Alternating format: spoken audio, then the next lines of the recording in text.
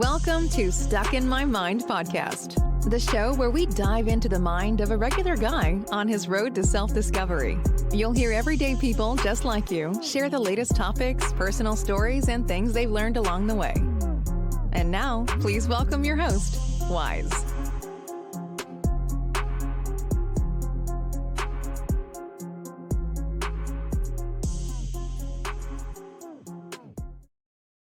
And welcome to another episode. I am your host, WIZE, and I have a very special guest on. She's a mom, she's a scholar, broadcast veteran, award-winning journalist. Welcome to the show, Malika Dudley. Thank you so much. How are you doing? I'm doing well. Yeah, it's 9:30 a.m. here in Hawaii. I live on the island of Maui. It's a beautiful day. How's it looking over there? It's cold, but at least the sun is out. That's good. That's good. Well, even though I have the background of New York City, I'm originally from New York, but as a lot of my listeners know, I live in the mountains in Pennsylvania now. Oh, interesting. Yes. So, all right. So you're a broadcast veteran. So, what did you broadcast?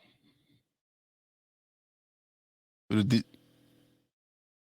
don't hear you. What happened? We just lost you? Are you there? Can you hear me? How did you mute yourself? You have to mute on the screen. You muted yourself. I don't know how. There you go. How that happened? That was not. But that is staying in because this is what we do. We just have fun and listen, things happen, mistakes happen. Well, I mean, and on that topic of broadcasting, that is what happens. I mean, I started in the news industry when I was in my 20s, and you just roll with the punches. You go live, and if you mess up, you're still live. You are on TV, people are watching, and you just have to roll with the punches. So there you go.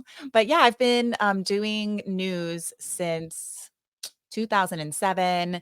I started out in meteorology. So I enrolled immediately after they hired me into a broadcast meteorology program. It was distance learning for 3 years. And then almost immediately upon receiving my certification, I ended up resigning to be a mom. And a couple years later, popped back on the scene digitally because from a neighbor island. So Oahu is like our main island where all of our news stations are. And if you don't live on Oahu, you can't work in news and in television news, I should say. And so I moved to the Big Island and then moved to Maui. So I started doing digital news and I was the chief meteorologist for a digital news platform, which was a lot of fun. And then COVID hit and I lost my job along with everybody else. And so I kept reporting. I mean, that's the beauty of social media and these types of platforms like podcasts, right? Is that we can still reach our audiences even if we don't have some kind of a big network behind us. And so I continue to kind of just be there for my audience and updating them with everything that was happening with COVID. I mean, I think everybody was obsessed with whatever was happening because there was so much uncertainty and we just needed to know more. And then that led to me securing a job back on TV, but from a neighbor island. So we made history really. And I work remotely from the island of Maui, and I've been doing weather for them for 18 months now. And I haven't stepped not one foot into the studio the entire time. Well, with the way everything is now with COVID and everything's done remotely anyway. Look, you're in Hawaii, I'm in Pennsylvania, and we're creating a podcast. Oh, totally. I love that side effect of it. And the other thing is I was in school. And so I started my master's program in the scientific study of human communication, which is really my passion. And then I just kind of met the right people at the right time and somehow got into news, right? So I let go of my master's program, and 2 years ago I decided, you know what? That's my passion. Like I kind of hit rock bottom. I was just lost, didn't know who I was anymore, had to re-examine myself and my values. And it led me back to school to finish this degree. And so it was pretty tough because I live on Maui, but the school, UH Manoa, is on Oahu. And so I was flying back and forth to take classes. And we had worked this thing out, which wasn't at the time, it wasn't the norm, right? Where I would go over just one night so I could take a class at night and then the next morning and fly back. I have two kids. So, I'm a mom. I can't be flying back and forth every day. And then Mondays and Fridays, we would do it remotely where literally my classmate in my graduate program would put a iPad on the desk and point it up towards the teacher. And no one had ever done that before. Like that was just not the norm at all. And then COVID hits and everything goes remote. So for me, it was actually a blessing in disguise. I didn't have to fly back and forth and spend the money, to do that. And then clearly the convenience. And so I think by going, COVID has had this little silver lining of making this normal and in fact, maybe even better choice for a lot of people, which I think is great in so many different areas, but in education too. Now that we always have known that we've had access, right, to so much, right? Grandpa Google. We have access to so much information. But somehow the universities were just not jumping on that bandwagon. And so now it feels like it's more accessible to go back to school and to, dive back into academia, if you will. Yeah, no, absolutely. I feel like you said, it's yes, COVID's been horrible for a lot of people. I've lost some friends and everything, but I've also been blessed with being able to do my podcast.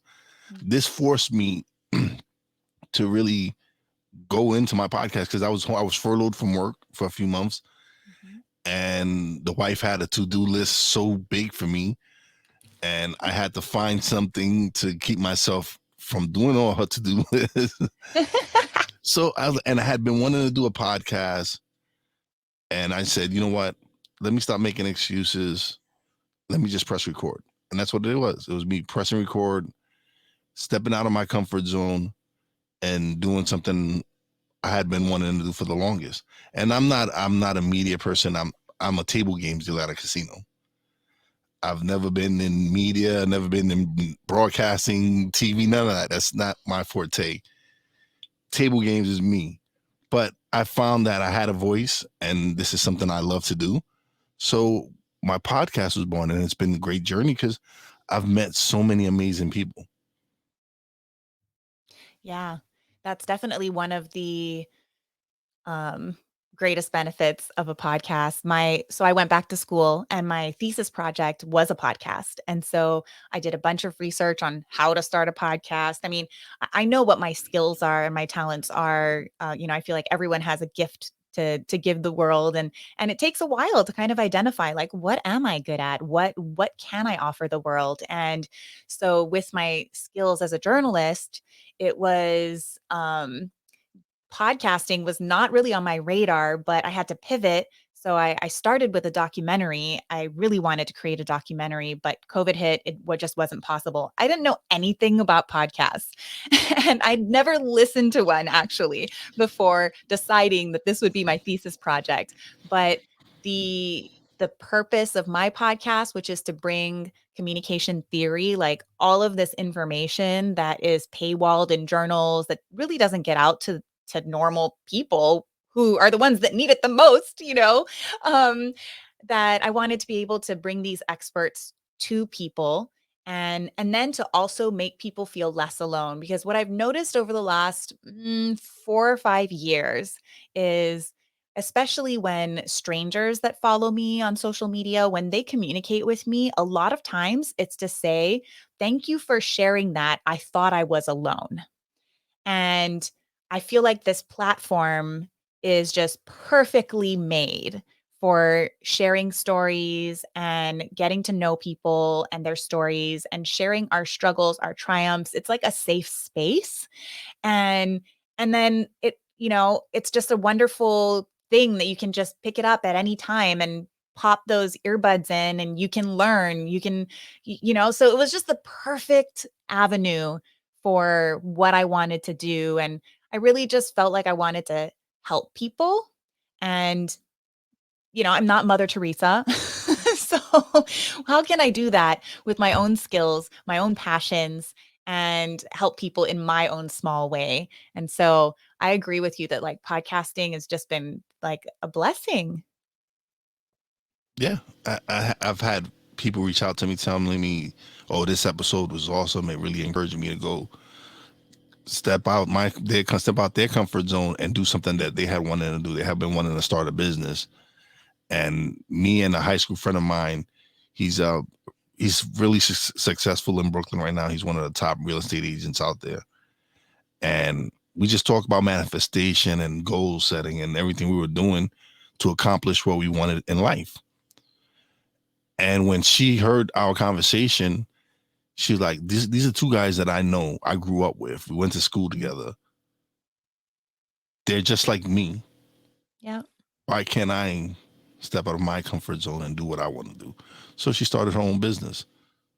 And Awesome. just the fact that I was able to touch one person, I love that. It's just that made me want to really go harder and put out as much content as I can, so that people, I don't know, it's just like you, it's knowing the fact that I'm able to help people, bring it by bringing people on that have similar stories or have something to share as far as knowledge and learning and growing.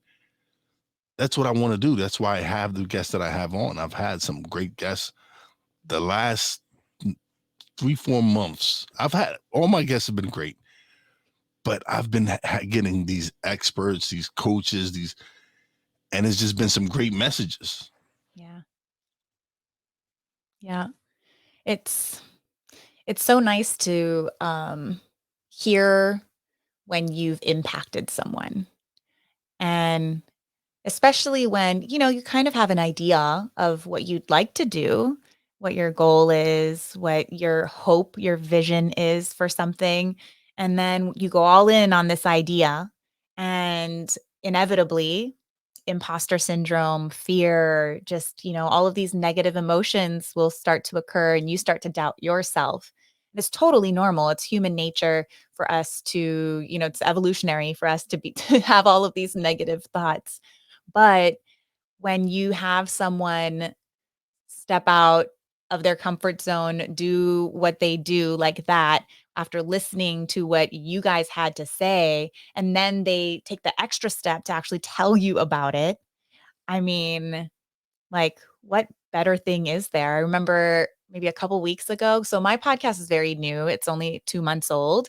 But we launched at number 13 on the social science charts, which was like amazing. And so that was like, like a little bit of confirmation, but really the real confirmation was those DMs from people. I had one DM, which I thought my audience was like all women. I mean, my followers are mostly women. So I figured my listeners are probably women. And I got this message from someone. I didn't know if it was a man or a woman. And they were saying how they had binge listened my entire like launch. So it was 5 episodes that I launched with, and that it had led to a discussion at the dinner table that not only engaged the young people in the family, but from the 20-year-old all the way up to his 70-plus-year-old mother, that the topics that and the insights that he took from the podcast that he shared with his family led to them being engaged in conversation like they never had before. And we started going back and forth, and I found out that he was a man, and like a very local, like local brada, I mean, definitely not who I thought my audience was. So that was even, just amazing to hear that it was resonating with more than just who I thought my audience was. Um, and he shared with me that a couple weeks prior they had lost their father, and that they'd just been in this funk, and that the listening to the podcast had helped them to forget about that for a minute and to talk about deep things that matter. And I just cried. I mean, that's what it's all about, right? That's what life is all about. Yeah, that it is. That's what it really is. This is interesting. So you were a stunt double, and Yeah. you're a martial arts expert, a martial arts instructor. Yes, I've been doing karate since I was 5 years old, and, I mean, it was hard. I definitely asked my parents to quit numerous times growing up, but, when I was maybe around 16 or so, I actually qualified for the World Cup. One of my biggest regrets is I was very studious. I was valedictorian of my high school here in Hawaii, and I had to choose between missing my first week of my senior year or going to Japan to compete, and I chose to not miss school. And I look back on that and I really wish that I had made a different choice or that I had had more guidance in that area. Granted, I also look back and I go, "You know what? No regrets," because in the grand scheme of things, because I wouldn't be where I am today. Like, the whole trajectory of my life could have changed because of that, and I'm totally happy with where I am right now and what I'm doing and how I'm able to touch people. So, but then I took about 10 years off. When I started doing news, I just got so busy with that I kind of, it took a back burner. And then I moved to Maui. And when I started having children, I decided to go back. And so I've been back with a new style. I'm actually training for my second black belt in Shotokan. My first black belt is in Warokai Karate, and they're both traditional Japanese. And now I get to train with my son and to teach my own children, which has been such a cool just cycle. And that did kind of lead to my stunt double stints that I've done. I've been on Entourage as a stunt double. I've been on Hawaii Five-O as a stunt double. And probably the craziest stunts were for this independent film with Catherine McPhee, and Dave Annabelle and Tia Carrere, and it was called You May Not Kiss the Bride, and it was filming in Hawaii, and I think because it was an independent film, um, they they decided to go with amateurs like me. But I had experience in martial arts, so they were like, "Okay, like, let's do this." And the stunt director happened to be one of my best friends who is a risk assessment expert and just the most amazing genius, type of person you could ever meet. He's a big wave surfer, and yeah, so the 3 stunts I had to do, one of them was, I don't know if you've been to Oahu, but if you've been to Oahu on the east side, there's a beach called Sandy Beach. And as you're driving to Sandy Beach, actually, they feature this a lot on the brand new I Know What You Did Last Summer on Amazon Prime. They do a lot of filming in this area where basically there's like cliffs that go into the ocean. Okay. And I swear the winds are probably blowing at like 30 to 40 miles per hour. It was not the best day for filming. And I mean, our hair is going sideways, right? And so I am Catherine McPhee, so the main character stunt double, and we're supposed to do this like the last scene of the entire movie. And the winds are blowing so hard that I legit think I might fall off the mountain. And they told us not to do the whole scene because of how dangerous it was. But they weren't out there on the cliff. They had like a helicopter that was filming, and then everybody else was basically like That. way like far away. So there was no way for someone to be like, "No, cut, do that again, stay there, blah blah blah." So we were really on our own. And we're out there, and my friend who was the other stunt double is like, "All right, okay, action." And so we're doing the things, and then he makes us do the entire scene, which consisted of me having to go around someone. So basically go right on the edge of the cliff, like holding a fake gun. I mean, it was terrifying. And we managed it, but it was terrifying. Then there was this other stunt where we went and practiced one day. It was at Kualoa Ranch, which if you've been on Oahu, it's also on the east side, but farther up. It's where like Jurassic Park and Lost was filmed. And so my stunt double friend, right? Like he's he was the director of the stunt double unit. He ends up taking one of those like 50-gallon drums and cutting it in half and turning it into a sled. And in the script, we slide on a banana leaf. So we get in this 50-gallon drum. He does it first because obviously he doesn't want us to get injured like before the movie even starts.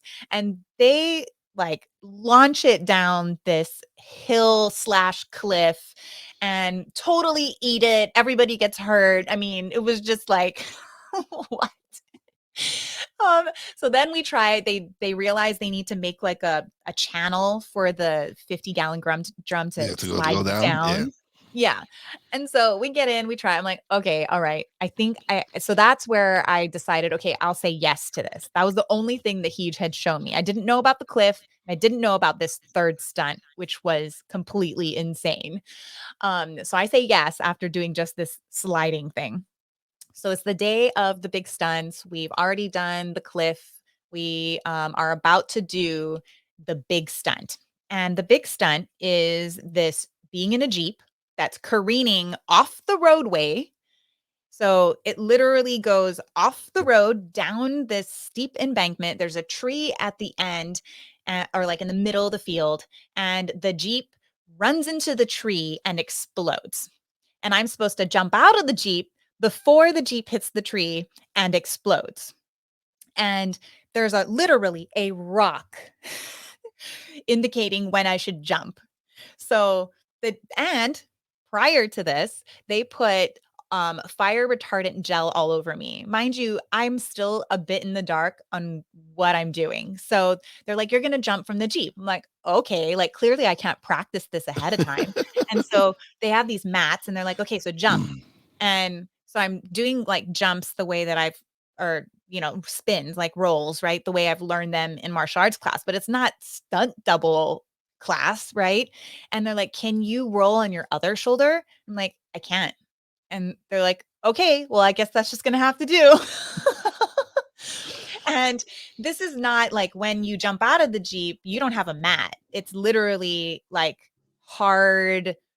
It's like It's the dirt. ground. Yeah, it's the Yeah, ground. it's the ground with rocks on it and everything. So I practiced the rolls, whatever. I'm feeling like okay about it. Mind you, my outfit is a bikini. So in order to make Ooh. the outfit a little more safe, they put me in like a wetsuit. And they cover the entire wetsuit with like flesh colored material. And then I have the bikini on top of the wetsuit. So that's all I have as far as padding is Yeah. a wetsuit. And now here comes my friend, and he's putting fire retardant gel up my nose, down my back, all over my hair, like on every inch of my body. And I'm going, why are you doing that? What is happening right now? And he goes, well, they're going to set the Jeep on fire. And I'm like, oh my God, I'm going to die. Like, I'm literally going to die. Like, what did I get myself into? Oh, totally. I mean, I can't back out now, like, and I was in my 20s too, so I wasn't thinking straight. I didn't have children yet to think about, and I get in the Jeep and they're like, all right, we've got one shot. Like, literally, they had two Jeeps, so we could have done it twice, but I didn't want to do it twice. I mean, I know the other stunt double who was driving didn't want to do it Want to do it twice. twice, definitely. And he wasn't a professional stunt driver too. So this really felt and looked like a crash. I mean, it was like, down the embankment. I had to hold on to make sure I didn't fall out. And then I see the rock and I jump out of the Jeep and I jump on my feet. I'm supposed to like jump and roll, right? But I end up just jumping on my feet. And I see my friend who we're all friends in this, industry, and the stunt director on the side, and I hear him screaming the other guy's name. He's like, "Brock, Brock!" And I'm panicked. Like, okay, so what do I do? Do I continue with the scene or is there an emergency? Like I don't know what's happening here. And he thought that Brock had stayed in the Jeep and had exploded into the tree. But So he his jumped though. voice. Brock did jump. Right. So you can imagine that, like, somehow something had kept him from jumping out. So you can imagine just the amount of distress in his voice. So I'm listening to him, but I can see Brock through the smoke and I can see him running down the hill. And so I'm like, okay, well, I don't want to do this shit again. So I jump up and I run past this like flaming Jeep that could explode at any moment and kill me. The tree is on fire, like everything's on fire. I run past, we grab hands, and we just keep running. I'm like, how far are we going to run? He goes, we're just going to run until the tree line so we don't have to do this again. I'm like, okay. So we run. And we get back up and we find out that, yeah, Brian Keolana, who was the stunt director, he really thought that Brock hadn't gotten out of the Jeep. Everybody's clapping. They're like, oh my gosh, you guys were amazing. And my knee, I blew out my ACL when I jumped, or my MCL. But I'm sure at the moment you didn't realize because you was so much adrenaline. I was limping. Oh. Yeah. I mean, the adrenaline kept me going. So we ran, but I was literally like limping, running down the hill. And then I still had to do the sliding one. So, a couple hours later, we had to get into this drum and keep doing that. We did fall off a couple of times. So, I got bumps, bruises, couldn't walk for a while. I mean, looking back, I'm like, it was a really cool experience and pretty dope to be able to have a story like that. But I'm definitely like, I don't know. I'm a chicken shit. So it's amazing that I even have a story like that to tell. But it was definitely a moment in my life that I'll never forget. And unfortunately, the guy that I did the stunt with, Brock Little, who was also a famed big wave surfer and stunt double in the industry, he passed away from cancer a few years ago. And so I look back on that time of being able to spend that time with him and to learn from him. And I'm just really thankful for it. Awesome. Yeah, it's great to have a story like that. I wish I had a story like that.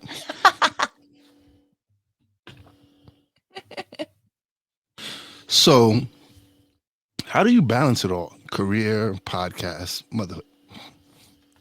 Well, that's a good question. I don't think it's possible to balance things. Like there's never a perfect equilibrium. I think it's just integrating things into your life, and sometimes some things fall to the side, and sometimes you're killing it at something. And that's perfectly okay, and that should be more the norm of what so that we need to give ourselves grace for those moments. When I'm a kick-ass podcaster, I might not be a great mother that day because I'm putting so much time and energy into this other thing. When I'm on the news and doing the weather on my porch, right? Like I'm not making breakfast for my children. So there's time is finite, and the way that you choose to use your time, you should definitely be intentional with it. And I try to be very intentional with making sure that when my children are in school, that's when I'm really trying to do this type of stuff, right? Like working on my podcast or scheduling my interviews for my news job, or cleaning the house or whatever it is that's on my list. And then when they're home, I try to be present with them. But I don't feel like there's balance. I feel like it's okay to be sort of failing at a bunch of different things at once, and also sort of succeeding at a bunch of things at once. Like I've always thought of myself as a jack of all trades, master of none type of person. Like if you look at my resume, you probably go away feeling a little bit overwhelmed, is what I've heard, right? Because there's Miss Hawai'i and stunt double and singer and podcast or whatever, like all this stuff. And so that's why I always get that question: how do you balance it all? But we have to remember, like, this is over years, and I'm almost 40 years old, like this has happened over decades. And at one point in my life, Miss Hawai'i was my focus, but at the time, you actually, we need to talk more to people and hear their stories, because during that time, if you saw it from the outside, I was driving a Benz, I had a crown on my head, but you wouldn't know unless you asked me that I could barely feed myself. I mean, I was like below poverty level that year because it's a volunteer job, and would literally have to call up my friends like, hey, can I come in Crown and Banner so that I can eat dinner tonight? Right? Like I was on Accutane, which made me very depressed. And it's not always what it seems, and you can't judge a book by its cover. And I know we usually use that phrase for maybe like in a negative way, like, oh, don't judge that book by its cover, right? Like they're better off than what you see. But the opposite is also true. So when you see that celebrity that looks like completely put together and whatever, like they've got stuff going on. Like all of us do. All Yeah. of us have stuff. Yeah. Look at Robin Williams, Anthony Bourdain, all these celebrities that end up committing suicide and stuff like that. So it doesn't necessarily generate success. It doesn't generate happiness. It doesn't. Yeah. Money doesn't generate happiness. That has to Yeah. come from within yourself. It's your definition And of success too, right? yeah, Yeah. yeah, that was true. That's absolutely right. I'm reading Anthony Bourdain, one of his books right now. I like to buy secondhand books, so it's a really old book, but it's riveting, and he's so honest. And now knowing, what ended up unfortunately happening, it's interesting to read his book and to kind of see glimpses of why he may have done what he did, Yeah, you know? because you look because even because you watch this show, and it's like, wow, that's like I would love to do that. I would love to travel the world Mhm. and eat everywhere and eat and sleep everywhere and just experience the life that he was experiencing. It was an amazing experience to be able to go to everywhere, all over these countries, and learn people's culture and learn their food and all that. It's just it just blows your mind to think that someone that was living that life can cannot be happy. Yeah, would not want to live that life anymore, Yeah, right? A life that a lot of people are like, "Oh my gosh, I'd love to do that." But then you read the book and you go, "Oh, okay. I can kind of see how maybe like on the surface that seems amazing." But all of this other stuff that you were dealing with, yeah, I don't know. I don't know if I'd want to sleep in that kind of a uh whatever like hotel room. yeah, no. Or- Yeah, it's just but for me it's like I've had so much go on. Like I was widowed at 31. Mm, I lost my wife in a car accident. I had reconnected with my father after 25 years. The next year after that, after being with, I had reconnected with my father after 25 years of not knowing about him or anything. For me to go to Puerto Rico in on Father's Day week and arrive that Friday, reconcile with him, and Saturday morning he passes away. wow. Yeah, and then it was just like a string of losses. I lost my brother, my uncle, my aunt, and another brother. So it was just so much that I had to deal with for a long time, and I was lost. I was Mhm, lost. I didn't know where my life was going. I probably didn't care at that time, and but then I found someone. I got back. I got help, and here I am now with a pretty good podcast. I started a production company. I have my YouTube channel going now, and it's just being able to reflect on everything I went through to see where I'm at now, and being able to share that story with people to show them that listen, everyone goes through rough times in their lives. People mhm, get knocked down all the time. Are you willing to stand back up? mhm. So inspiring. A lot of times it's with loss that that journey kind of where there's like a reset button or something that gets pushed and to climb out of that dark place. Yeah, I know for me, going back to school was actually spawned by a miscarriage. and, like envisioning a life for a new person that was going to be a part of our family. And then it's gone. Yeah. And I don't know, it was weird. It was weird that like through the grief and all of that, that for some reason the little voice in my head told me to go back to school.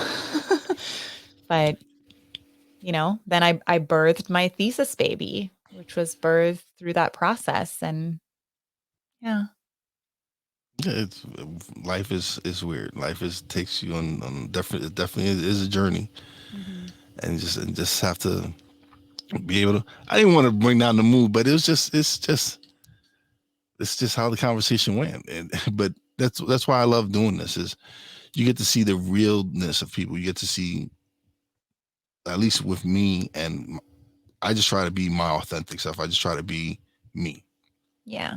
Well, and just that's when you are you, you give other people permission to be them. I was just listening to Jim Quick's podcast a couple of days ago, and he was talking about Jim Carrey and how, like, when he asked Jim Carrey, where did this character come from? Why do you do what you do? That's what he said was, me being that way on screen and off screen allows people to feel the freedom to just be themselves. So, bravo to you for being authentic and vulnerable, because we need more of that. Oh, okay. So my dad is a professor and of oceanography, not in the scientific study of human communication, but I finished my thesis paper and I gave it to him and I was like, can you read through this and help me, with like whatever editing, whatever. And he underlined the word vulnerability. And this was in my acknowledgments. So I had basically said thank you to a couple of my girlfriends who came on my podcast, my pilot podcast for the thesis, to thank them for their vulnerability and strength. And my dad said, so this word is used wrong. I was like, what do you mean? He goes, vulnerability is negative. And vulnerability, like the definition of vulnerability is this. And I was like, well, I'm not changing that sentence because vulnerability is, there's a shift in society right now where vulnerability is not looked upon as a weakness. weakness. Yeah. Vulnerability, whatever the dictionary says, I think a lot of people would have an issue with then. Maybe they should change the definition. Vulnerability is strength. But now, okay, I love having you on the show. This was great. Now is the time where you plug away, let everybody know where they can find you and social media, everything. Oh, sure. Thank you. Thanks for giving me the opportunity to do that. Well, my name is Malika Dudley, MALIKADUDLEY. So you can basically find me everywhere at Malika Dudley. That's also my website, malikadudley.com. And if you search in Apple Podcasts or Spotify or anywhere, really, my name, Malika Dudley, my podcast will pop up. The podcast is called the Communification Podcast because it's a play on words, the beautification of communication. So helping us to make communicating easier and more beautiful, but also the unification of community, because we have a second part of the podcast. The first part is we learn from our experts, and the second part is we take what we learned and we apply it to our own lives, and we share our deep, intimate, vulnerable stories so that other people that are struggling and want to learn from, these experts and take away these tangible communication strategies and tips, that they can know that they are not alone in doing that. And to kind of like, dig through the muck along with us as we try to apply those strategies to our own lives, knowing that no one is perfect but we're all in this together. Yes, we are. Yes, we are. And I appreciate you being on. So now it's time for my shout outs, but don't leave just yet. Okay. Big shout out to my real WIZE fam, Brandy J, Poppy J. Love you guys. Big shout out to the boss lady, Fina. Love you. And as always, a big shout out to all the essential workers out there. God bless you. Be safe. And you know how your boy WIZE does it. Peace out. Thanks for listening. Listen on iTunes, Podbean, Spotify, and TuneIn. Find us on social media on Twitter at WIZE_B_blunt, Instagram at WIZE_B_blunt, and a Facebook fan page, www.facebook.com/WIZE76. Check back soon for new episodes. Until next time, peace out.